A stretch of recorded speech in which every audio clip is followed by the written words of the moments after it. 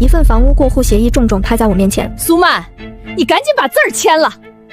你妹妹下个月要嫁进江家这种豪门，必须得有套像样的陪嫁房撑门面。母亲尖锐刻薄的声音在耳边炸响，我猛地睁开眼，大口大口地喘着粗气，视线从模糊逐渐变得清晰，眼前是装修奢华的客厅，而不是那片漂浮着动物尸体、散发着刺鼻恶臭的洪水。我低头看了看自己温热的双手，又看了看墙上显示着2035年8月5日的电子日历。我重生了，回到了洪水末日降临的前20天，那种被活活淹死的绝望感仍在骨髓里叫嚣。前世洪水末日，物资耗尽，偏心的父母为了保全娇生惯养的妹妹苏小雅，逼我进其腰深的冰水里找食物。可当我拼了半条命抢回半箱泡面时，他们却将门死死反锁。物资太少，你自生自灭吧。母亲隔着玻璃说。我就那样抱着泡面，绝望地拍打着反锁的大门，直至被浑浊发臭的洪水淹没溺亡。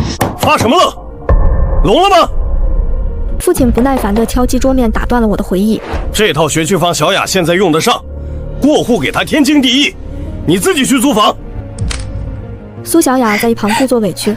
爸妈别逼姐姐了，大不了我没嫁妆，被婆家看不起也没关系的。他敢！母亲心疼地握住苏小雅的手，恶狠狠地瞪着我。苏曼，今天这字你签也得签，不签也得签。看着眼前满眼算计的亲生父母，我压下眼底滔天的恨意。换做前世，我定会哭着质问凭什么拿外婆留给我的唯一房产去倒贴养女。但这一次，我平静地拿起桌上的协议。好啊，我签。此话一出，客厅里瞬间安静了。苏小雅虚伪的眼泪僵在脸上，父母也愣住了，显然没料到我会答应的这么痛快。不过，我有个条件。我靠在沙发背上，目光扫过他们3人。这套市中心的房子，现在市价少说也值500万。想让我白送给他，可以，但我有3个要求。第一，立刻找律师起草一份断绝亲子关系协议书，并在报纸上公开声明，从今往后，我苏曼和你们苏家生老病死再无瓜葛。你疯了！父亲瞪大了眼睛，我没有理会他，继续说。第二，给我50万现金，就当是买断这20多年的血缘关系。第三，乡下半山腰那套破老宅的房产证归我。听到这3个条件，父母对视了一眼，眼底是掩饰不住的狂喜和算计。断就断，以后我们跟着小雅去住盐湖大别墅享福。哼，你跪着求我们也没用。苏小雅暗自得意，表面却茶言茶语。姐姐竟为了50万断绝关系，既然如此，那套半山破房子就当妹妹孝敬你的吧。别废话，转账拿证签字。我冷漠地打断了他的表演。不过短短2个小时，律师就拟好了所有的文件。看着银行卡里到账的50万提示音，以及手里那本半山老宅房产证，我毫不犹豫地在过户协议和断绝关系书上签下了自己的名字。滚吧，在外面别说是苏家人，先丢人。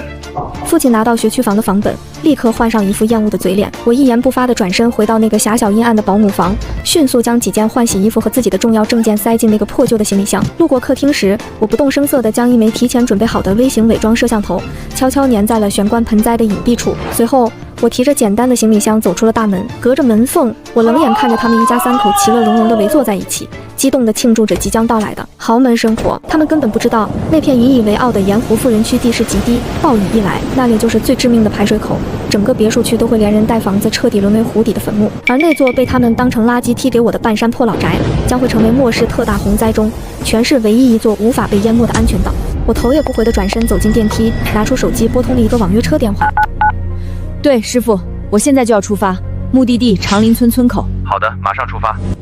网约车在夜色下的高速公路上飞驰，车厢里回荡着沉闷的引擎声。我坐在副驾驶上，揉了揉疲惫的眉心，点开了手机，微信朋友圈里弹出了苏小雅刚刚发布的新动态。照片里，她和那个所谓的江家阔少紧紧依偎在一起，背景是一栋奢华的盐湖3层大别墅。照片的焦点是一把印着江家豪车 logo 的别墅钥匙。底下的评论区里，我那对好父母秒赞，并一唱一和的回复：还是我们苏小雅最孝顺，不像那个苏曼死在乡下才好。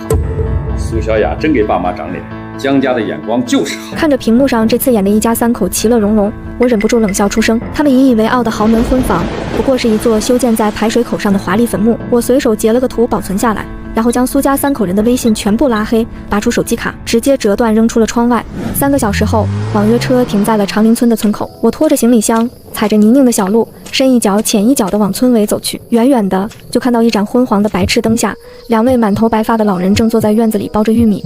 爷爷，奶奶，我的声音有些颤抖，眼眶瞬间红了。听到声音，2位老人抬起头，先是愣了一下，随即扔下手里的大笸箩，颤巍巍地迎了上来。曼曼，哎呦，我的乖孙女，大半夜的你怎么一个人跑回来了？奶奶心疼地拉住我的手，摸到我冰凉的指尖，眼泪直在眼眶里打转。爷爷则赶紧接过我沉重的行李箱，眉头紧锁。是不是苏家那2个没良心的又欺负你了？前世天灾爆发时，我被父母反锁在城里的房子里等死，根本没能力去救乡下的2老。后来听说长林村因为暴雨引发泥石流，整个村子都被埋了，这一直是我心里无法愈合的溃疡。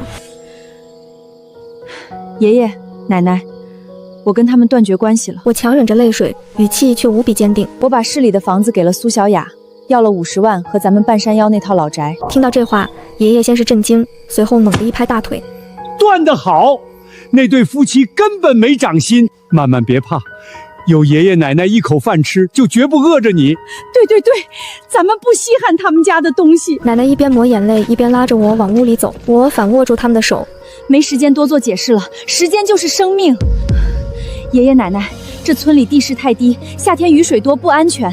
我这次回来就是想带你们搬到半山那套老宅去住，那里地势高又清静，以后咱们祖孙3个就在那儿过日子。那套半山老宅是我太爷爷当年留下的，虽然有些年头没人住了，但主体是用花岗岩和红砖砌成的，极为坚固。最重要的是，它坐落在半山腰的岩石平台上，绝不会被洪水淹没，也不会遭遇泥石流，是这附近完美的天然堡垒。爷爷奶奶对我的话向来深信不疑，见我态度坚决，连夜收拾了几套换洗衣服。奶奶还不忘提上了她平时最宝贝的那只黑八哥。凌晨2点，我带着爷爷奶奶爬上了半山腰的岩石台地，夜风呼啸，借着手电筒的光，一栋占地将近300平米、带着高大围墙的青砖大院矗立在眼前。因为常年无人居住，院子里长满了半人高的杂草，屋顶的瓦片也碎了不少。但在我眼里，这哪里是破房子，这简直是老天爷赏给我的诺亚方舟。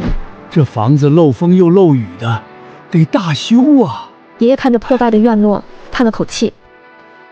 没关系，爷爷。我掏出一张刚办的新卡，里面除了从苏家拿的50万，还有我这些年工作攒下的100多万。但要在末世里打造一个真正坚不可摧的半山堡垒，还要囤积足够咱们祖孙3人生活几10年的顶级物资，这150万还远远不够。我嘴角勾起一抹冷笑，熟练地打开手机，点开了各大银行的信用卡 App 以及市面上所有能找到的正规、不正规的网贷软件。末世都要降临了，钱很快就会变成一堆废纸，社会信用体系也将彻底崩溃。这时候不用他们的钱，简直是暴殄天物。一通疯狂的操作后，您尾号为9527的储蓄卡到账50万元，您的微利贷借款30万元已发放到账，您的信用卡临时额度已提升至80万元。看着手机屏幕上不断弹出的到账短信，加上抵押了身上所有值钱物件换来的现金，我手里的可用资金瞬间飙升到了将近500万。我站在半山腰，低头俯瞰着山下宁静的村庄和远处的城市轮廓，心脏因极度的兴奋和紧张而狂跳。距离暴雨降临还有倒计时19天，清晨的第一缕阳光穿透山林，照在半山老宅斑驳的青砖上。距离暴雨降临还有19天，我没有浪费1分1秒，天刚亮就拨通了市里最大的一家特种安防建筑公司的电话。我需要在半山腰翻新一栋老宅，要求全方位最高级别防水封包，加高地基半米，深挖环形排水渠。另外，屋顶和墙体要加装军工级的气溶胶隔热层，所有窗户换成单向防弹玻璃，外围加高3米围墙，布满高压电网和360度无死角红外夜视监控。最后，给我装一套全屋智能温控系统，配上最大功率的太阳能发电板和工业级储能电池组。电话那头的包工头听得倒吸一口凉气。姑娘，你这是要建军事碉堡啊？这工程量可不小，半个月肯定干不完。预算不设上限，只要你能在15天内完工，人工费我出3倍。今天进场，先付全款的50%。在金钱的绝对力量下，包工头立刻拍着胸脯保证：您放心，我把全公司的骨干都调过去，3班倒连轴转，绝对给您干得漂漂亮亮。当天下午，4、5辆满载建材的重型卡车和几10个工人就轰轰烈烈地开进了半山老宅。爷爷奶奶看着这阵仗，吓了一跳。曼曼，咱不过是修个漏雨的房子，怎么弄得跟打仗似的？我挽住爷爷的手臂，半真半假地说：爷爷，我做了个梦，梦见马上要有大灾难了，连下几个月大雨，之后还要热死人，这房子以后就是咱们的命根子，必须修得结结实实。这钱都是苏家给的，不花白不花。听到是苏家的钱，爷爷冷哼一声，花，这都是他们欠你的。二老虽然觉得我有些夸张，但出于对我的信任，便不再多问，转身去帮我清扫院子了。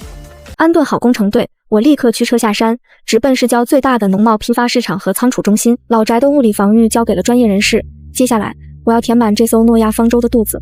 我先是在物流园租下了一个偏僻的大型临时仓库，然后开始了疯狂的扫货模式。老板，5常大米要真空包装的，先来5吨，高筋面粉2吨，真空包装的腊肉、火腿、香肠，把你们库存全清给我。各种口味的自热火锅、自热米饭、压缩饼干，各来200箱。午餐肉罐头、红烧肉罐头、黄桃罐头，只要是保质期在3年以上的，通通给我装车。脱水蔬菜干、木耳干、香菇、海带丝，打包500斤。碘盐、白糖，各种调味料，按最高规格配齐。看着一辆辆送货的卡车将临时仓库塞得满满当当，我心里那股钱是被活活饿死的恐惧感终于得到了一丝缓解，但这还远远不够。为了应对洪灾后的极热天气和水源污染危机，我直接找到了特种不锈钢水箱加工厂，给我定制3个10吨级的食品级304不锈钢水箱，外加最顶级的反渗透净水循环系统。随后我又扫荡了药房和劳保用品店，抗生素、退烧药、肠胃药、纱布、酒精、防毒面具，甚至连医用缝合包都囤了整整2个大冰柜的量。考虑到极热时期的难熬，我还专门定做了2台大型商用制冰机和4个超大容量的冰柜。最关键的防身武器我也没落下，通过一些特殊渠道，我高价搞到了3把杀伤力极强的复合弩、上百支碳纤维弩箭，以及几把高压防爆叉和战术开山斧。在这末世，对付那些失去人性的暴徒，讲道理是没用的，只有武力才能让他们闭嘴。接下来的半个月，我白天在外面疯狂扫货，将物资一车车偷偷运上山，晚上则盯着工程队的进度。大把钞票砸下去的效果是惊人的。第15天，当最后一批工人撤离时，半山老宅已经彻底脱胎换骨，单薄的青砖被刷上了厚厚的深灰色防水抗热涂层，3米高的院墙上闪烁着生人勿近的电网寒光，屋顶铺满了湛蓝的太阳能板，室内则被改造成了绝对恒温的坚固堡垒。地下室里，巨大的水箱蓄满了纯净水，几百个储物架上堆满了像小山一样的物资。不仅如此，地下室专门辟出的一间通风储藏室里，已经挂满了爷爷奶奶亲手腌制的各种干货，一条条色泽红亮的土猪腊肉，一串串灌得紧实饱满的麻辣香肠，还有风干的板鸭和整腿的火腿，散发着诱人的咸香味。角落里还整齐地码放着几个大酸菜缸和豆瓣酱缸，全都是老一辈人的手艺。爷爷奶奶也没闲着，他们在向阳的玻璃暖房里已经搭建好了完美的室内水培蔬菜循环系统，绿油油的生菜和小白菜已经冒出了嫩芽。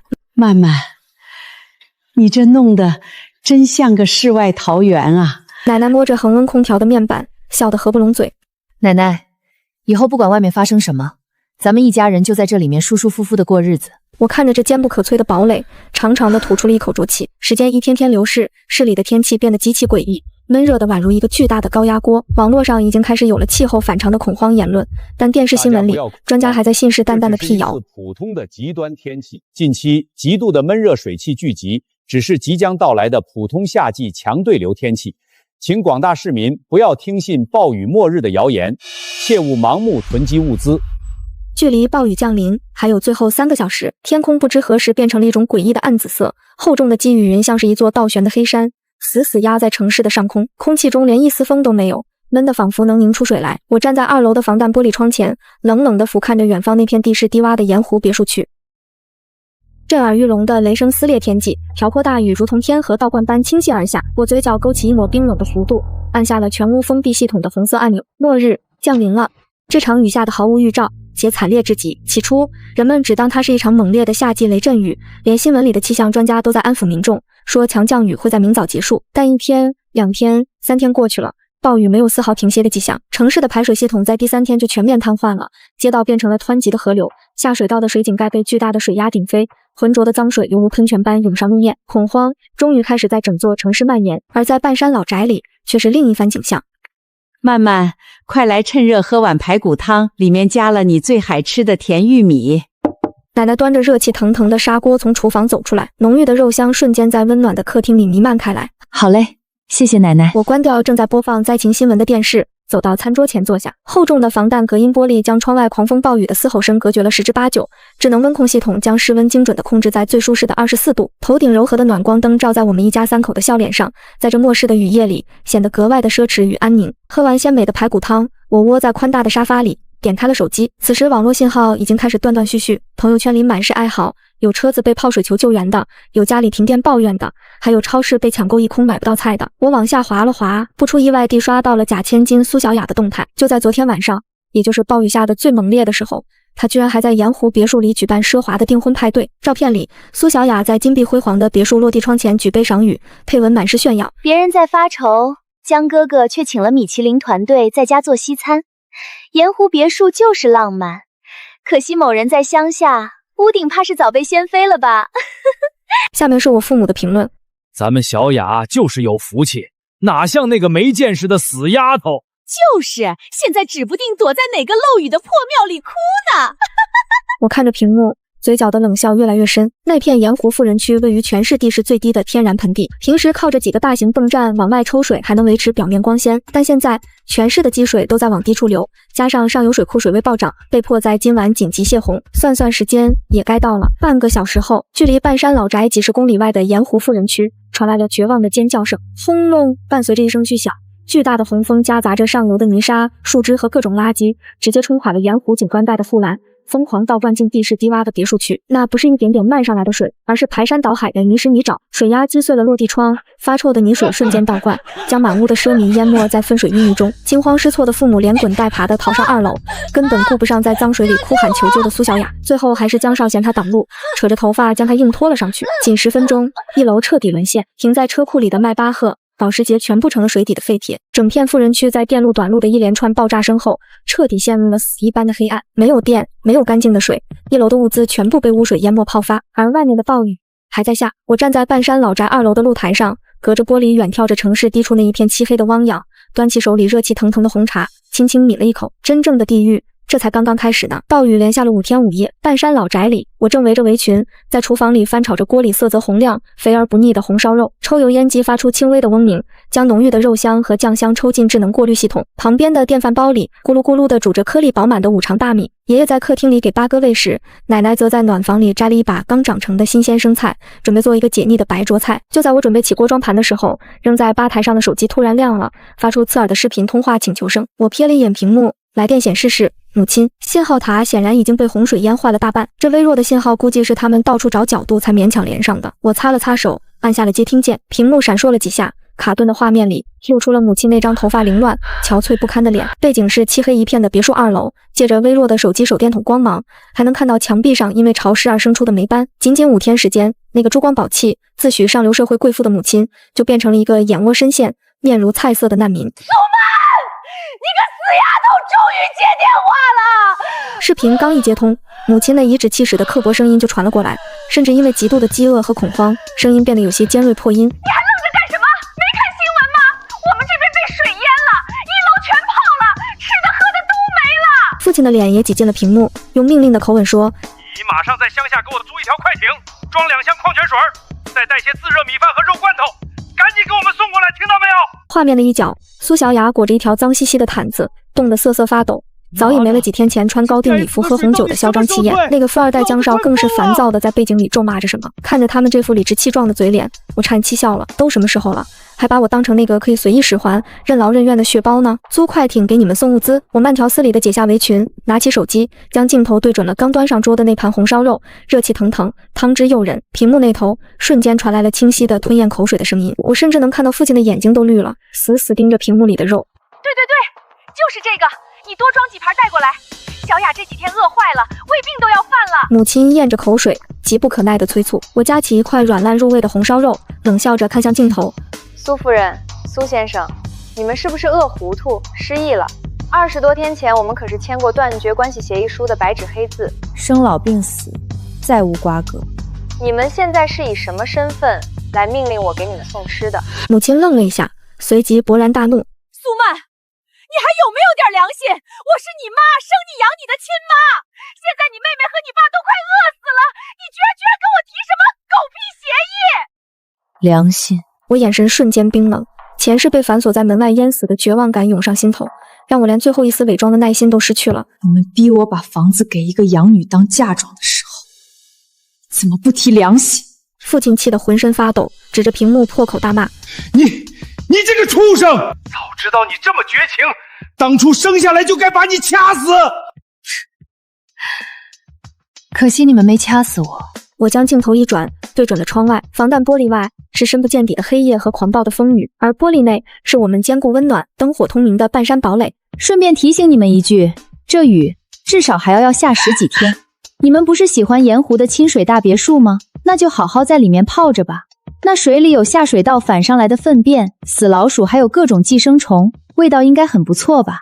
你个小贱人，你不得好死！在母亲歇斯底里的咒骂声中，我毫不犹豫地按下了挂断键，顺手拉黑了他们的所有联系方式。世界彻底清静了。我坐回餐桌前，夹起那块红烧肉放进嘴里，肉香四溢，入口即化。曼曼，谁的电话呀？发这么大脾气？奶奶端着白灼生菜走过来，关切地问。我抬起头，冲奶奶扬起一个灿烂的笑容。没事儿，奶奶，几个推销游泳圈的骗子罢了。咱们快吃饭吧，菜都要凉了。暴雨下到第8天的时候，原本勉强维持的社会秩序，终于在饥饿和恐慌中彻底崩塌了。官方的救援力量在覆盖全城的天灾面前显得杯水车薪。被困在楼房里的幸存者们吃光了存粮，开始互相抢夺，抢超市、拔商铺，甚至入室抢劫的恶性事件在看不见的黑暗角落里疯狂上演。半山老宅虽然地势高，位置偏僻，但也并非绝对的安全盲区。晚上10点，我正陪着爷爷奶奶在客厅里看着提前下载好的老电影，全屋智能安防系统突然发出了刺耳的红色警报声。警告，外围3区出现不明热源靠近。警告，外围3区出现不明热源靠近。哎呦，这是怎么了？机器坏了吗？奶奶吓得手里的毛线团都掉在了地上。我眼神一凛，立刻抓起茶几上的平板电脑，切换到了外围的红外夜视监控画面。风雨交加的夜色中，几个鬼鬼祟祟的红外人影正踩着泥泞的山路，深一脚浅一脚地朝着我家老宅的院墙摸过来。放大画面，借着微弱的闪电光芒，可以看清那是5个强壮的男人，领头的黄毛光着膀子，手里赫然拎着一把明晃晃的开山砍刀，后面几个人也都拿着铁棍和自制的长矛。显然他们是附近地势较低村镇里的混混，底下的房子被淹了，他们无处可去，又饿了几天，便把主意打到了这半山腰上唯一亮着微弱灯光的大肥羊身上。这些是强盗啊！妈妈，怎么办？咱们报警吧！爷爷看清了画面上的砍刀，脸色瞬间变得惨白，下意识地去摸手机。没用的，现在的基站全泡水了，连报警电话都打不出去，就算打通了，警察也过不来。我一把按住爷爷的手，声音异常冷静。别怕，这房子我花了几百万改造，不是几把破刀就能劈开的。我快步走到玄关的武器柜前，输入密码，拿出了那把杀伤力极强的复合弩，熟练地搭上一支碳纤维弩箭，随后又抽出一根高压防爆叉。他们在院墙外面，进不来的。爷爷奶奶，你们待在客厅别动，我去处理。我拿着平板，独自走上2楼的封闭露台，居高临下地注视着监控画面。那5个混混已经摸到了3米高的围墙下。强哥，这破宅子什么时候修了这么高的墙？墙头上好像还有铁丝网。一个小弟抹了一把脸上的雨水，抬头看着黑压压的院墙，有些发怵。怕个屁！老子在底下看得清清楚楚，里面有灯光，肯定有吃的。叫强哥的黄毛恶狠狠地啐了一口。这荒山岭的，里面顶多就是几个老弱病残。翻进去，男的打死，东西全抢走，快打人梯！2个小弟立刻蹲下身，强哥踩着他们的肩膀，借力猛地向上窜去，一把抓住了墙头上的铁丝网。就是现在！我看着平板上的监控画面，嘴角勾起一抹冰冷的弧度，毫不犹豫地按下了旁边墙上的红色指令开关。伴随着一声令人头皮发麻的爆响，幽蓝色高压电弧瞬间在雨夜中炸开，顺着雨水和铁丝网疯狂窜动，一阵惨绝人寰的尖叫声撕裂了夜空。强哥双手死死抓着高压电网，身体剧烈的抽搐痉挛，强大的电流通过雨水瞬间导遍全身，甚至在黑夜里爆出了焦臭的火花。底下的2个小弟因为搭着人梯，也被电流瞬间击中，惨叫着翻倒在泥水里，口吐白沫，浑身抽搐。整个过程不到3秒钟，强哥的手终于因为肌肉的彻底麻痹而松开，整个人从3米高的墙头上重重砸落在泥泞的积水中，生死不知。剩下2个还没来得及上墙的混混直接吓破了胆，他们看了看冒着蓝光的墙头，又看了看倒在水里抽搐的同伙，连手里的铁棍都扔了，连滚带爬的朝着山下逃命，甚至因为腿软，在泥水里连摔了好几个狗吃屎。强哥死了，有电，快跑啊！绝望的呼喊声很快被暴风雨掩盖。我冷冷地看着监控里狼狈逃窜的背影，直接关掉了电网开关，以免长时间短路损坏设备。等我端着复合弩回到1楼客厅时，爷爷和奶奶正紧张地贴在门背后，看到我毫发无损地回来，这才长长地松了一口气。曼曼，外面没动静了，那些人……爷爷有些不忍心地问：被电网打下去了，没死也废了半条命。我放下弩，走到爷爷面前，直视着老人还有些发抖的眼睛，语气严肃：“爷爷，现在的世道已经变了，法律和道德在饿肚子的暴人面前就是一张废纸。如果今天我们没有这堵墙，没有这电网，刚才被乱刀砍死、抢走一切的就是我们。”爷爷愣住了，他转头看了看温暖明亮的客厅，又看了看旁边一整个冰柜的粮食。良久，老人深深地叹了口气，浑浊的眼睛里闪过一丝坚毅：“我懂了，曼曼，你做得对。对待这种畜生，绝不能心慈神软。以后谁敢抢我孙女的救命粮，老头子我就算拼了这条老命，也跟他们干到底。”我鼻尖一酸，用力地点了点头。而与此同时，在城市另一端的盐湖大别墅里，我那对吸血父母和假千金苏小雅正在经历着真正的人性炼狱。与半山老宅的安宁截然不同，此时的盐湖大别墅已经彻底沦为了人间炼狱。断水、断电、断粮，进入了第6天，整个别墅2楼弥漫着一股令人作呕的腥臭味。那是因为1楼被倒灌的湖水淹没后，下水道里的排泄物、死老鼠和各种垃圾全部漂浮了上来。随着水位的上升，那股发酵的恶臭直逼2楼。操！这他妈过的是什么鬼日子？昏暗的房间里，曾经衣冠楚楚的富二代江少，此刻狠狠一脚踹翻了旁边的茶几，他饿得双眼通红。这几天仅靠着派对剩下的半瓶洋酒和几块发霉的面包硬撑。曾经高高在上的大少爷，什么时候受过这种委屈？江哥哥，你别生气，气坏了身体不知道。苏小雅裹着一条脏兮兮的真丝披肩，缩在角落里，讨好的凑过去想替他顺气。滚开！看着你就烦。江少一把推开苏小雅，眼神里满是戾气。要不是你非要显摆，吵着要在别墅办什么破订婚派对，老子现在早就在国外的私人海岛上度假了，怎么会困在这个粪坑里？苏小雅被推得撞在墙上，眼泪顿时就下来了，却连大气都不敢出。江少的目光阴狠地扫过房间，最终落在了缩在另一张沙发上饿得奄奄一息的苏家父母身上。老东西，别在那儿装死！江少大步走过去，一把揪住我父亲的衣领，将他拖到了楼梯口。我记得1楼储藏库里还有几箱泡面和火腿肠，你立刻给我下去捞上来！父亲看着楼梯下方那黑漆漆漂浮着不知名动物尸体，散发着刺鼻恶臭的浑浊洪水，吓得连连后退，老泪纵横。江少使不得啊！那水里全是寄生虫，而且深的淹过脖子了，我这把老骨头下去会没命的啊！不去，老子现在就打死你！江少彻底撕破了伪装的斯文面具，随手抄起一根高尔夫球杆，对着父亲的背部就是狠狠一棍。父亲发出一声凄厉的惨叫，趴在地上痛苦地蜷缩起来。老苏！母亲尖叫着扑过去护住父亲，转头看向角落里的苏小雅，绝望地哀求：小雅，你快帮爸妈求求情啊！那是你亲爸呀！这水那么脏，下去会感染死人的。然而，那个平时连手指破点皮都要父母心疼半天的养女，此刻却冷漠地移开了视线。苏小雅心里很清楚，在这物资断绝的绝境里，江少就是她唯一的指望。如果江少饿死了，她也活不成。至于这对吸血父母的死活，与她何干？妈，苏小雅咬了咬嘴唇，摆出一副楚楚可怜的绿茶模样，说出的话却字字诛心。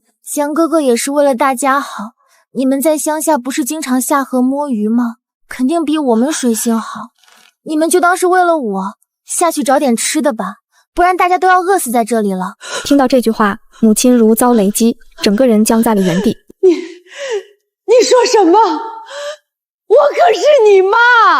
母亲不敢置信地看着苏小雅，仿佛第一次认识这个自己捧在手心里疼了20多年的养女。少他妈废话！江少没有耐心听他们上演苦情戏，一脚踹在父亲的后腰上，滚下去！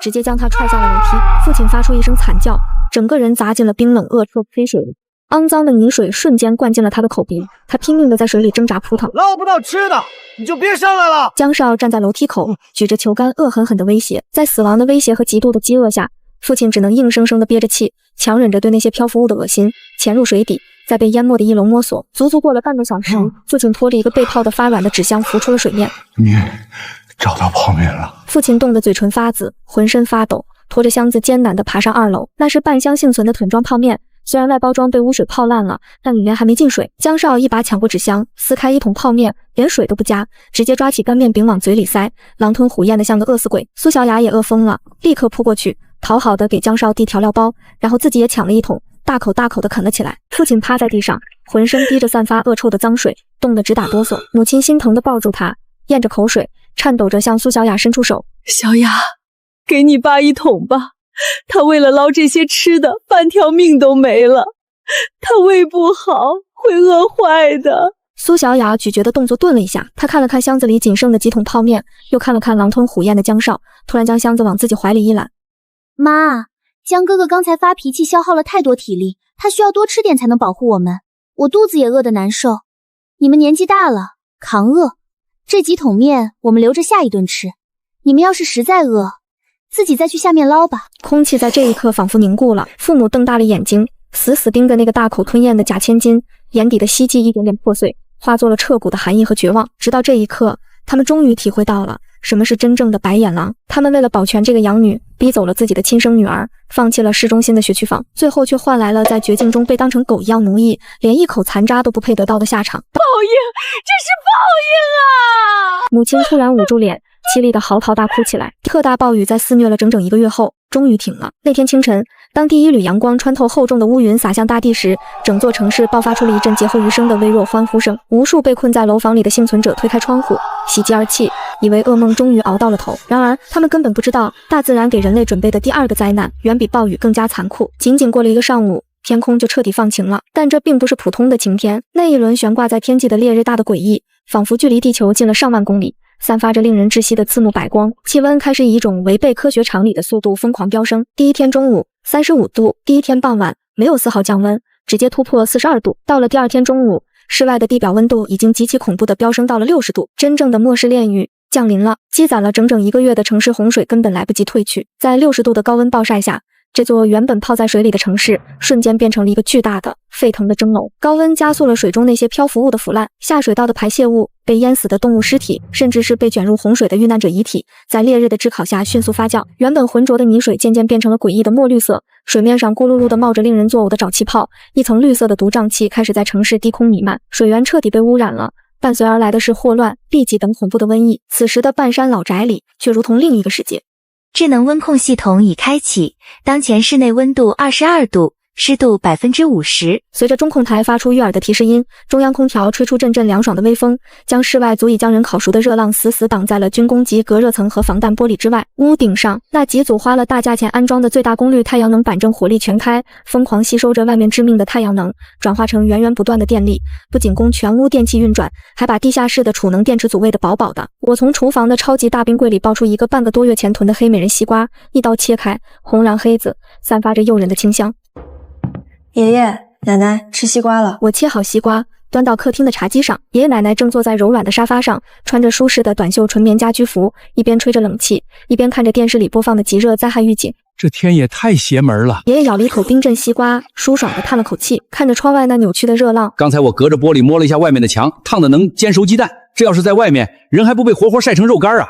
可不是嘛，幸亏曼曼有先见之明，给咱们修了这房子，还装了这么好的空调。奶奶心疼地看着我，外头那些人可怎么熬啊？我咬着清甜多汁的西瓜，目光平静地看向远方。上一世，我就是在这种极寒和极热的交替中，被那对吸血父母榨干了最后一丝价值。现在，我绝不会再有任何圣母心。在这场极热灾难中，最致命的不是高温，而是缺水。洪水虽然多，但现在那水里全都是致命的细菌和寄生虫，喝一口就能让人上吐下泻，在几个小时内脱水而死。而官方的救援直升机根本无法满足全城几百万人的饮水需求。但我们家不同，地下室那3个10吨级的不锈钢水箱里装满了最纯净的饮用水，加上顶级的反渗透净水循环系统，哪怕我们在里面舒舒服服的洗冷水澡，也足够我们一家3口用上好几年。而与此同时，位于城市最低洼处的盐湖大别墅已经彻底沦为了人间地狱。由于地势太低，外面的毒水完全退不出去，1楼的积水散发着令人窒息的恶臭和瘴气，直逼2楼。2楼停电快10天了，自然没有空调和风扇，在60度的高温下，整个楼层变成了一个密不透风的闷烤箱。水，我要喝水。富二代江少光着膀子瘫倒在沙发上，浑身长满了因为闷热和肮脏而起的红疹。他们所有的饮用水在3天前就已经断绝了。苏小雅更是惨不忍睹，极度的缺水和高温让她曾经引以为傲的白嫩肌肤变得干瘪发黄，昂贵的高定礼服被汗水浸透了无数次，馊得发臭。江哥哥，没水了。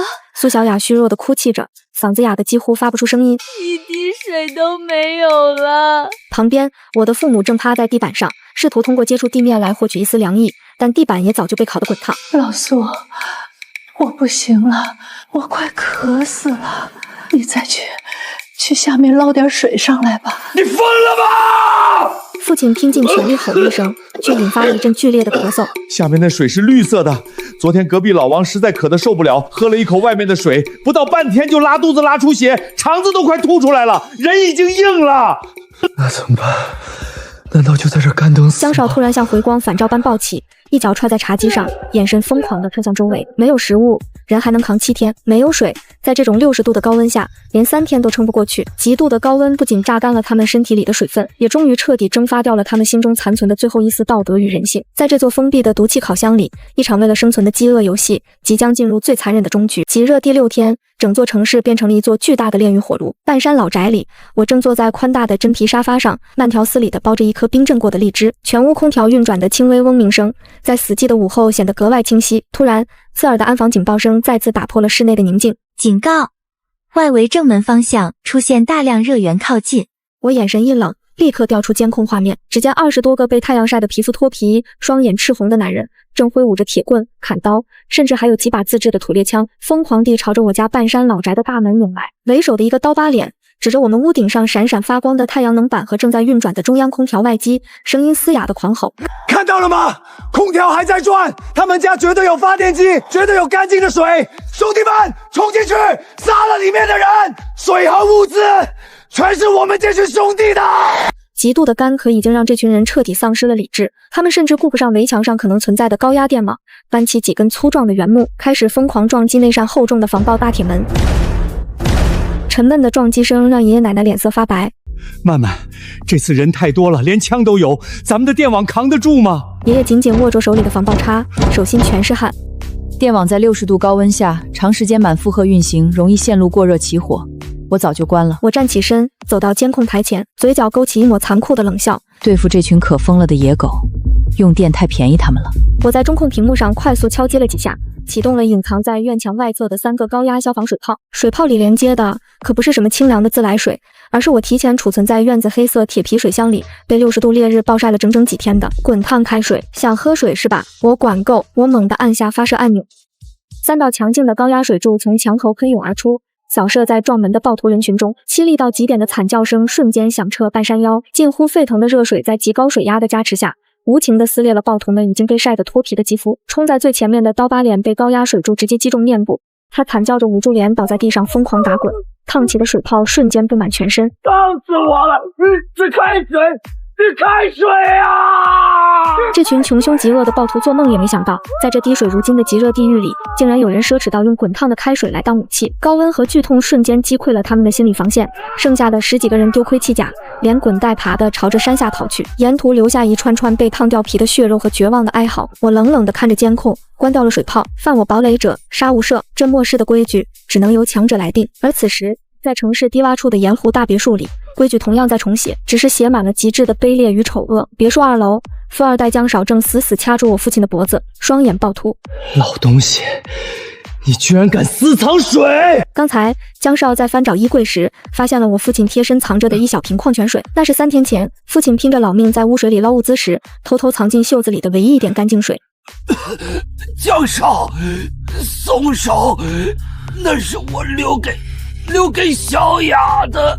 父亲被掐得直翻白眼，双手绝望地拍打着江少的手臂。听到动静的苏小雅连滚带爬地扑了过来，但她不是来救父亲的。她一把从江少手里抢过那个被捏得变形的矿泉水瓶，拧开盖子，将那不到100毫升的救命水全倒进了自己干得冒烟的喉咙里。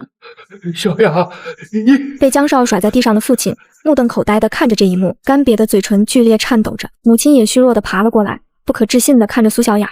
小雅，你爸已经2天没喝过一滴水了，他嗓子都快干裂了，你怎么能一口都不给他留啊？苏小雅喝完水，干瘪的脸上终于恢复了一丝生气，她冷漠地看着躺在地上的养父母，厌恶地退后了2步。妈，你们都一把年纪了，喝了也是浪费。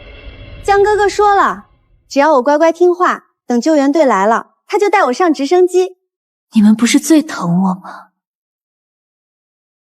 为了我的幸福，你们就在这里自生自灭吧，别拖了我了。这句话如同五雷轰顶，狠狠劈在了这对父母的心上。我们苏家为了个白眼狼，把亲生孩子送去乡下。父亲捶打着滚烫的地板，肠子都悔青了。曼曼现在肯定在半山那套石头房子里过得好好的，那房子地势那么高，根本淹不到。极度的干渴和毁天灭地的悔恨交织在一起，啃噬着他们的心脏。极热的高温无情地碾碎了这座城市最后一丝生机。极热第8天，我靠在半山老宅恒温客厅的沙发上，操纵着平板电脑，将一架经过耐高温改装的军工级小型无人机升上了天空。通过无人机传回来的画面，往日繁华的城市现在看起来就像一座巨大的露天停尸房。曾经倒灌的洪水被高温蒸发了大半，留下一地发黑的淤泥和散发着浓烈恶臭的垃圾。干涸的街道上，随处可见因为热射病和严重脱水而倒闭的尸体，成群的苍蝇在毒瘴气中嗡嗡乱舞。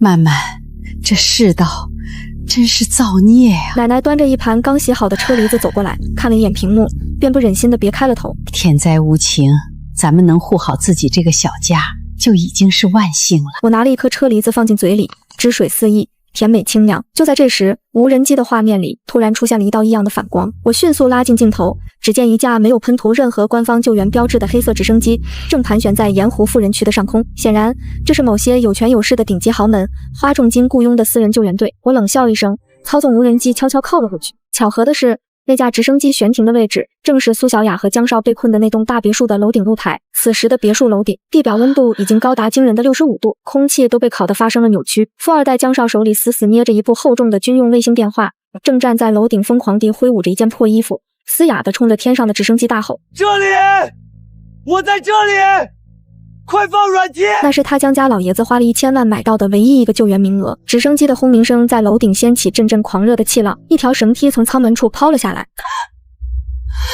江哥哥，你带我一起走，求求你带我一起走！苏小雅不知从哪里爆发出一股力量，连滚带爬地冲上楼顶，死死抱住江少的大腿，哭得满脸是泪，连那张干瘪发黄的脸都被扯变形了。滚开！你这个恶心的臭女人！江少嫌恶地看着苏小雅，就像在看一坨散发着恶臭的垃圾。他毫不留情的一脚踹在苏小雅的胸口上，将她踢翻在滚烫的楼顶地板上。直升机超重了，只能带我一个，你算个什么东西，也配跟我江大少爷一起走？要不是看在你平时会伺候人的份上，老子早就把扔下楼喂狗了。苏小雅被烫得尖叫一声，不顾一切的再次扑上去，死死抓住绳梯的最下端。不，我是你的未婚妻啊，我们办过订婚派对的，你说过要一辈子等我的。订婚？那是为了哄你开心随便搞的把戏，你还真当自己是江家少奶奶了？江少一把扯住苏小雅的手指，残忍的一弓一根掰带，他顺手撸下了苏小雅手腕上那个价值不菲的细脖子，害了他最后一击。带着你的穷酸养父母，在这粪坑里等死吧！说完，江少手脚并用的爬上绳梯，头也不回的钻进了直升机机舱。直升机拉高升空，掀起的狂风将绝望的苏小雅狠狠掀翻在地。她引以为傲的豪门美梦，她甚至不惜吸干养父母最后一滴血来讨好的男人，在生死关头就这样把他像一块抹布一样无情的抛弃了。江哥哥，别走，救救我！苏小雅趴在滚烫的楼顶，双手绝望地伸向天空，发出凄厉的惨嚎。极度的脱水和高温烤得她全身皮肤通红起泡，嗓子直接裂出了血。就在这时，通往楼顶的铁门被推开了。我那对饿得只剩下皮包骨，连爬都爬不稳的父母，顺着刚才的动静，极其艰难地挪到了楼顶。他们亲眼目睹了江少抛弃苏小雅的全过程，看着趴在地上绝望痛哭的养女，母亲干裂的嘴唇剧烈地哆嗦着，喉咙里发出一阵比哭还难听的嘶哑笑声。报应，这就是报应啊！母亲死死盯着苏小雅，眼底没有一丝往日的疼爱，只有刻骨铭心的仇恨。就在昨天，她亲眼看着这个养女喝光了老伴拼死留下的最后一口水，看着她为了讨好江少，冷血的让他们在2楼等死。现在，这个白眼狼终于也尝到了被人像垃圾一样丢弃的滋味。爸，苏小雅听到声音，手脚并用的朝着父母爬过去。江哥哥，不要我了，我好渴，我好痛，你们救救我，我可是你们最疼爱的女儿啊！滚！父亲狠狠一巴掌扇在苏小雅的脸上，直接将她扇得嘴角撕裂，滚出去好几米远。别叫我爸，我没你这种畜生女儿！父亲瞪着一双浑浊通红的眼睛，指着苏小雅的鼻子破口大骂：你这个没心肝的白眼狼！为了你，我们连亲生女儿都不要了，连房子都给你了。你呢？你眼睁睁看着我们渴死，连一滴水都不肯分给我们。父亲剧烈的喘息着，干瘪的胸膛剧烈起伏，眼底满是悔恨和绝望。如果我们当初跟着曼曼，我们现在怎么会落到这个地步？都是你这个扫把星！你去死吧！你去死！苏小雅捂着被打肿的脸，看着平日里对她百依百顺的养父母，此刻如同厉鬼般要将她生吞活剥，终于意识到自己最后的退路也被自己亲手斩断了。无人机将这惨烈的一幕清晰地传回了半山老宅的屏幕上。我冷冷地看着屏幕里狗咬狗的三人，顺手关掉了监控画面，拿起遥控器将空调的温度又调低了1度。正午时分，地表温度已经突破了恐怖的65度。苏小雅在滚烫的地板上蠕动，她身上那件曾经华丽的高定礼服已经被汗水和泥垢盘成了一层硬壳，露在外面的皮肤被严重晒伤，起满了密密麻麻的透明水泡，有的已经破裂，流出黄色的组织液。母亲趴在不远处的通风管道旁，进气多出气少，一双浑浊的眼睛死死盯着天空，嘴里还在魔怔般的呢喃：妈妈，妈错了，妈不该要那个白眼狼，你带妈走吧。而父亲正在天台的角落里疯狂地扒拉着一堆废弃的杂物，突然他的眼睛爆出一阵狂热的金光，在杂物堆最底层的一个破旧塑料桶里，居然还有小半瓶不知道什么时候积攒下来的雨水。经过10几天的高温发酵，那瓶水已经变成了浓稠的墨绿色，里面甚至还能看到游动的细小寄生虫和一层厚厚的绿藻，散发着一股令人作呕的死老鼠般的恶臭。但在渴了整整3天，几乎要被烤干的父亲眼里，这简直就是王母娘娘的琼浆玉液。水，有水了！父亲喉咙里发出一声怪叫，扑过去将那个脏兮兮的塑料瓶死死抱进怀里，手忙脚乱地想要拧开瓶盖。听到“水”这个字，原本已经奄奄一息的苏小雅和母亲猛地从滚烫的地板上弹了起来。给我，快再给我他再活！给我，老苏，快给我喝一口，我快冒烟了！母亲不知道哪里来的力气，手脚并用地跑过去，一把抓住了父亲的胳膊。滚开！这是我找到的！父亲狠狠一脚踏在母亲的胸口上，眼底满是护食的凶光。你这个蠢女人，要不是你非要领养苏小雅，我们会落到今天这个地步吗？这水是老子续命的！然而，还没等父亲把瓶口凑到嘴边，一个黑影猛地从侧面扑了过来，是苏小雅。她一口狠狠咬在父亲的手腕上，父亲惨叫一声，手一松，那半瓶绿色的毒水掉在了地上。苏小雅眼疾手快，一把抢过瓶子，死死护在胸前。你这个畜生，把水还给我！父亲双眼赤红，死死掐住苏小雅的脖子。母亲也爬了过来，抓着苏小雅的头发拼命往下扯。白眼狼，你喝光了最后一口水，还想抢？我打死你！曾经恩爱的一家3口，为了这半瓶长满寄生虫和绿藻的臭水，在这65度的高温天台上，彻底撕破了虚伪的亲情面具。苏小雅的头发被大把大把的扯落，脸上被抓出了一道道血痕，但她死死抱着那个水瓶，眼神中透出一种疯狂。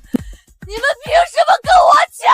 在生死存亡的绝境中，苏小雅突然爆发出一股惊人的怪力，她一脚踹在母亲的肚子上，将她踹退了好几步。紧接着，她用肩膀狠狠撞向正掐着她脖子的父亲。这里是天台的边缘，而当初为了美观，别墅的护栏设计的极低，失去平衡的父亲惨叫一声，连带着被撞倒的母亲一起，从3楼的天台边缘直直地栽了下去。2声沉闷的落水声传来，父亲和母亲掉进了别墅1楼那片浓稠绿沼泽里。几声微弱的惨叫过后，便彻底归于平静。他们最终死在了自己引以为傲的盐湖富人区楼顶上。苏小雅看着自己的双手，愣了几秒，随即爆发出极其刺耳的狂笑。死了！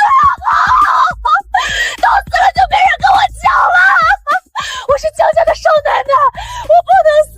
她迫不及待地拧开瓶盖，连那股刺鼻的恶臭都顾不上，将那半瓶绿色的毒水一饮而尽。可是她喝下去的不是救命的水，而是致命的毒药。不到10分钟，霍乱病毒和各种变异寄生虫就在她极度虚弱的身体里彻底爆发。好痛！我的肚子！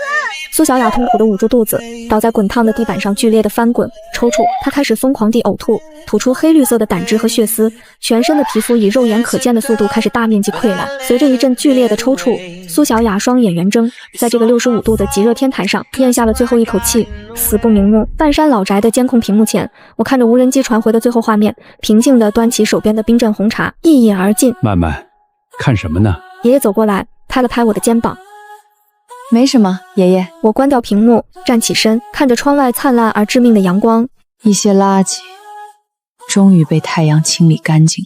极热第15天，这座城市已经被60度以上的高温连续炙烤了半个月。绝大多数躲在底层建筑里的幸存者，不是死于脱水，就是死于喝了被污染的毒水而引发的霍乱瘟疫。昔日繁华的都市，如今只剩下一片死寂，连秃鹫都不愿意在这片毒瘴笼罩的天空多做停留。然而，在这个近乎绝望的末世里，半山老宅却成了唯一生机盎然的绿洲。曼曼，快来看，咱们暖房里的第一茬小番茄红了。奶奶兴冲冲地端着一个小塑料盆，里面装满了一颗颗饱满鲜红的圣女果。我接过一颗放进嘴里，酸甜多汁的果肉瞬间在口腔爆开，带来一丝久违的清爽。真甜，奶奶，多摘点，中午咱们用这个做个番茄牛腩汤。我笑着说，室外是人间炼狱，室内是我们一家人温馨的室外桃源。地下室的3大箱纯净水只消耗了不到1/10，冷气24小时未曾断过。但这片绿洲的存在，终究还是引来了贪婪的恶。下午2点，一天中气温最高的时候，全屋红色最高级别警报轰然作响。警告！大量武装热源正在强行破拆第1道外围路障。我心头一紧，立刻扑向监控台，屏幕上的画面让我倒吸了一口凉气。这不是之前那些散兵游泳的小混混，足足有40-50号人，清一色穿着浸湿的厚重劳保服，头上裹着破布，手里不仅有砍刀和铁棍，领头的几个竟然还端着几把自制的土制霰弹枪和防爆盾牌，是城区那边的黑恶势力团伙。我眉头紧锁，官方救援迟迟不到，一些监狱里的重刑犯和地痞流氓纠结在一起，形成了几个庞大的暴徒组织。他们到处烧杀抢掠，无恶不作。显然，这群人是通过某种望远镜设备，发现了半山腰我家房顶上那规模庞大的太阳能板，断定这里绝对有大量的物资和水源。2声沉闷的枪响，领头的暴徒用土铳直接轰碎了上山路口第1道铁丝网的门锁。兄弟们，冲上去！那房子连外面的墙漆都没掉，里面绝对有大肥羊，抢到水和女人，大家平分。一个满脸红肉的独眼人举着刀分平打喊。曼曼，爷爷看着那黑压压的人群和枪支，声音有些发颤。爷爷奶奶，去地下安全屋锁死防爆门，不管上面有什么动静都别出来。我当机立断，将2老推进了带有独立通风系统的地下室。这场硬仗只能我一个人来打。我迅速穿上防刺服，戴上战术头盔，从武器柜里取出了那把杀伤力最大的军用复合弩，腰间别上战术开山斧，然后按下了整个防御系统的最高战备按钮。老宅前院的地面突然降下几道暗槽，升起了3排锋利的阻车地刺，围墙上的高压水炮全部自动锁定方向，40-50个暴徒浩浩荡荡地冲到了老宅30米外。妈的，这墙修得跟监狱似的！独眼龙看着3米高、涂满防晒涂层且光滑无比的围墙，啐了一口：“给我拿炸药包来，把大门炸开！”我躲在2楼的射击孔后，眼神冰冷。想炸门，门都没有。我通过平板迅速启动了之前埋设在院墙外10米处的陷阱，冲在最前面的几个暴徒脚下一空，发出一声惨叫，直接掉进了2米深的隐蔽壕沟里。壕沟底铺满了削尖的钢筋，将他们扎了个对穿，鲜血喷涌而出。有陷阱，大家小心！独眼龙大惊失色。就在他们慌乱退后的瞬间，我按下了高压消防水炮的发射键，3道滚烫的开水水柱如火龙般喷射而出，狠狠扫荡着暴徒的阵型。惨叫声再次连成一片，又是7-8个人被烫得满地打滚。但这群人毕竟是穷凶极恶之徒，独眼龙顶着防爆盾牌，愤怒地朝2楼的窗户开了一枪，散弹打在防弹玻璃上，只留下了一片白色的印记，玻璃完好无损。操！是防弹玻璃！这他妈到底是个什么鬼地方？独眼龙气急败坏，趁着他们开枪换弹的间隙，我架起复合弩，透过射击孔瞄准了那个抱着炸药包正试图从侧面摸向大门的喽啰。碳纤维弩箭撕裂空气，穿透了那人的咽喉，他闷哼一声，连同炸药包一起重重地倒在地上。狙击手，他们有弩！暴徒们彻底乱了阵脚，50多人的队伍在连大门都没摸到的情况下，已经死伤过半。极度的高温加上滚烫的地表，让剩下的人体力急速消耗，中暑和恐惧开始在人群中蔓延。老大，点子太硬了，撤吧！再不撤，兄弟们都要被烤熟了！一个小弟绝望地哭喊。独眼龙看着固若金汤的堡垒，又不甘心地看了一眼屋顶的太阳能板，咬了咬牙，撤！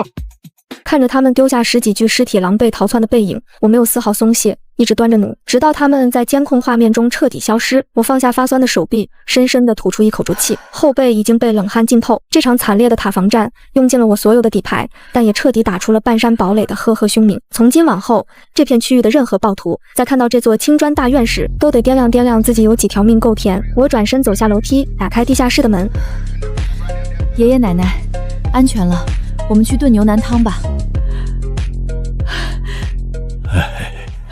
打退了那群穷凶极恶的暴徒后，半山老宅迎来了短暂的宁静。然而，我并没有因此放松警惕。在末世中，暴徒的溃退往往只是下一次更疯狂反扑的前兆。为了防止他们趁夜偷袭，我将外围的监控和电网功率调到了最大。极热第18天，气温依旧维持在令人绝望的60度以上。清晨，我习惯性地操控着那架经过耐高温改装的特级无人机，飞向城市上空进行例行侦察。无人机的镜头穿透了城市低空那层厚厚的绿色毒瘴气，眼前的画面却让我心头猛地一震。原本死寂的城市主干道上，不知何时出现了一道耀眼的钢铁防线，那是整整一支成建制的官方重装救援编队。在刺目的烈日下，10几辆经过特殊涂装、配备了重型防护火力和水炮的2栖防爆车，正以碾压一切的姿态缓缓推开路面上堆积如山的废弃车辆和发黑的淤泥。防爆车后方是一列列穿着全套厚重防化服、全副武装的特别救援干事，他们手持防卫器械和高温火焰喷射器，正在有条不紊地对街道两侧的建筑进行搜索和大规模消杀。而在城市的上空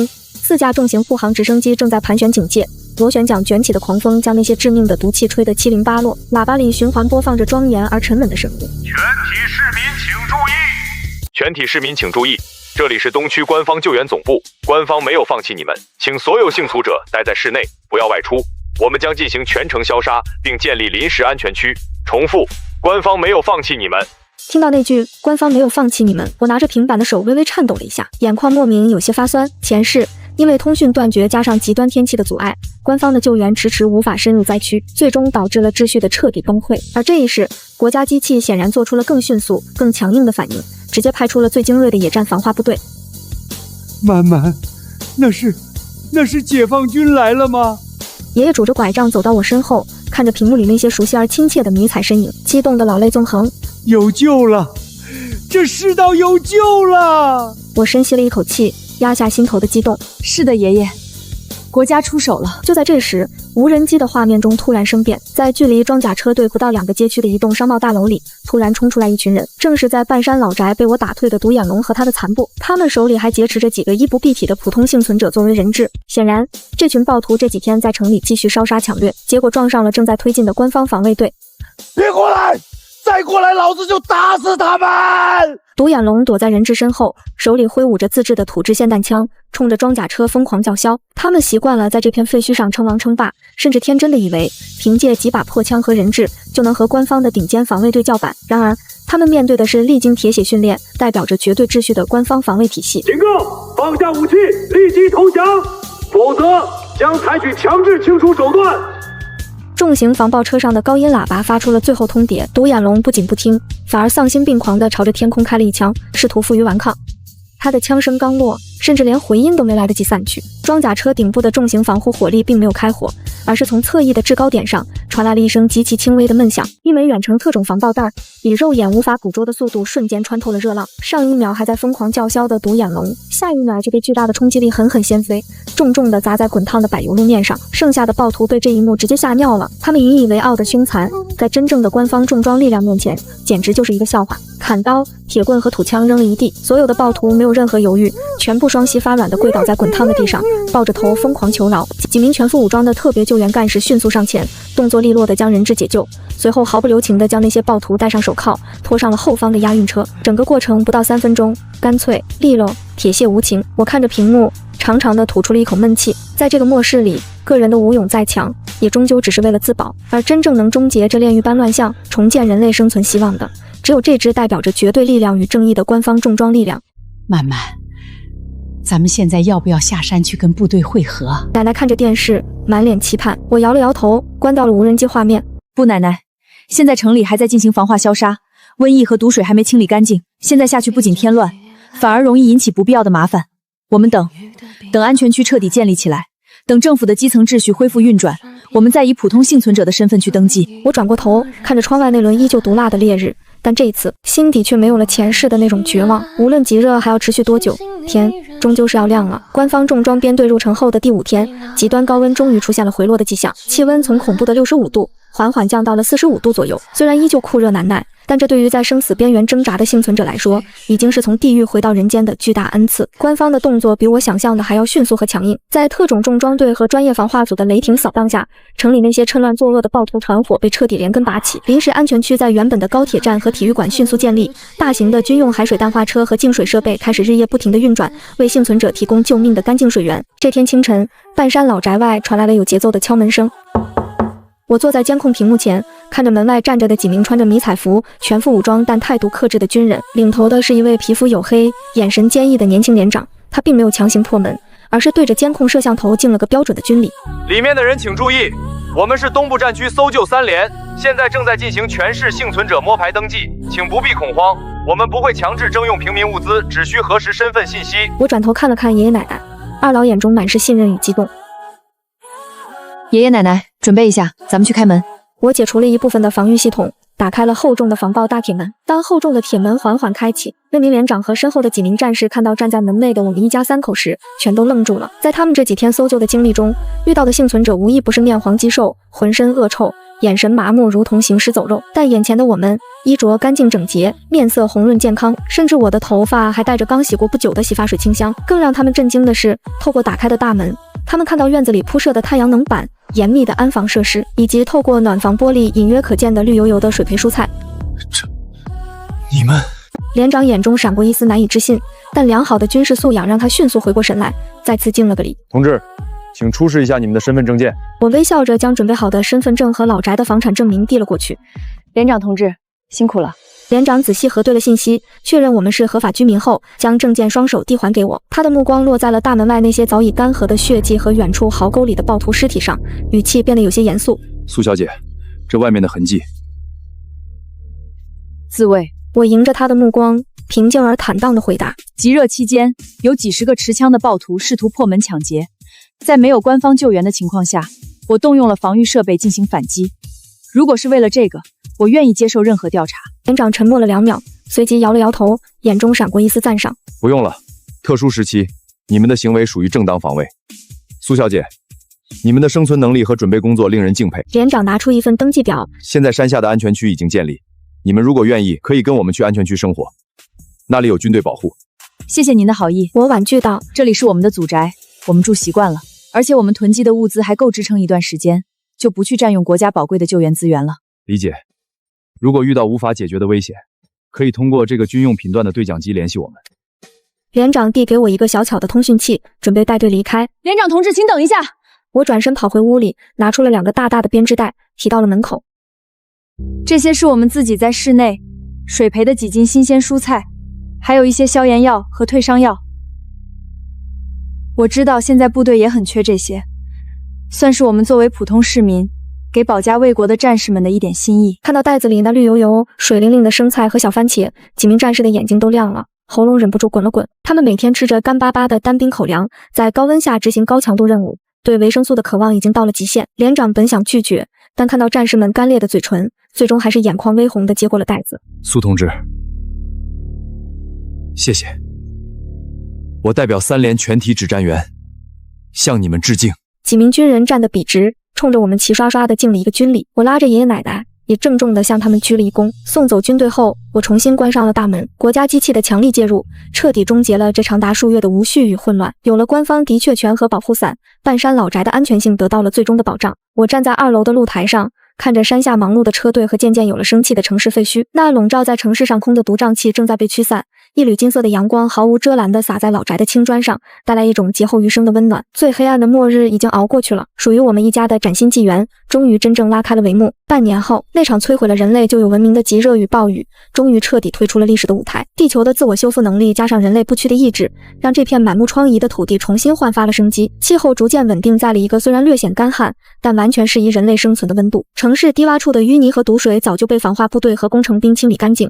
废墟之上，一座以半军事化管理的坚固新城正在拔地而起。半山老宅依旧是这座城市边缘最坚不可摧也最神秘的世外桃源。曼曼，今天驻军基地的后勤车又要来收菜了吧？我去把那几筐刚摘的水果、黄瓜和生菜搬出来。爷爷精神矍铄地从恒温走廊走过来，手里还拿着一把修剪枝叶的剪刀。好嘞，爷爷，不用搬太远，等会儿我推小车过去。我笑着应答，将一杯刚泡好的热茶递给正在看新闻的奶奶。这半年来，凭借着地下室里充足的物资和那套完美的水培循环系统，我们一家不仅度过了最艰难的时期，甚至还有了富余的产出。官方建立的安全区实行严密的学分和物资配给制，我用多余的新鲜蔬菜和水果通过之前认识的搜救3连连长，与官方后勤部建立了一套稳定的兑换机制。每个月，军方的防弹运输车都会按时开到半山腰，用柴油、特种消炎药或是最新的防身设备来换取我们家出产的在末世中堪称奢侈品的绿色蔬菜。我们也因此在官方档案中被登记为重点优待幸存者和特殊农业贡献户，不仅拥有一部直通军方基地的卫星电话，还能得到周边巡逻小队的重点关照。大门外的通讯器响了，我打开监控，门外停着一辆军用越野车，3连的连长正笑着朝摄像头挥手。苏同志，来换改善伙食的宝贝了。我打开门，将几箱水灵灵的蔬菜交给了随行的战士。今天怎么亲自带队来了？我笑着递过去几瓶冰镇好的矿泉水。今天顺路，去市区西边处理了一批旧日遗留的废墟，顺便就过来看看你们。营长咕咚咕咚喝了半瓶水，擦了擦汗，感叹道：还是你们这半山腰空气好啊。对了，今天清理盐湖那个低洼富人区的时候，挖出来不少好骨骸。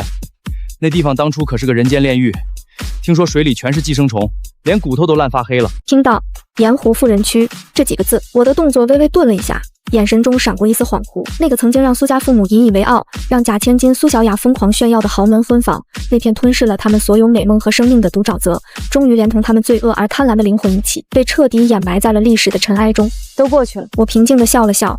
旧的废墟清理干净，新城才能建得更稳固。说得对，营长爽朗地笑了起来，敬了个礼。那我们就不打扰了，下周见。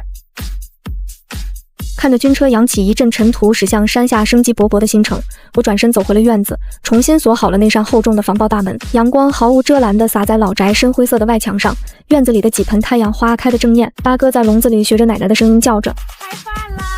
厨房里飘出红烧牛肉的浓郁香气。慢慢，发什么愣呢？快进来洗手吃饭啦！奶奶在屋里笑眯眯地召唤着。来了！我大步走回屋内，将末世的残风与废墟彻底关在了门外。坐在温暖明亮的餐厅里，看着桌上丰盛的饭菜和二老慈祥的笑脸，我的内心被前所未有的安全感与幸福感填满。天灾无情，人性险恶，但在经历了一切风暴与杀戮之后，我们终究在这片废土之上迎来了属于我们一家的黎明曙光。余生皆是坦途。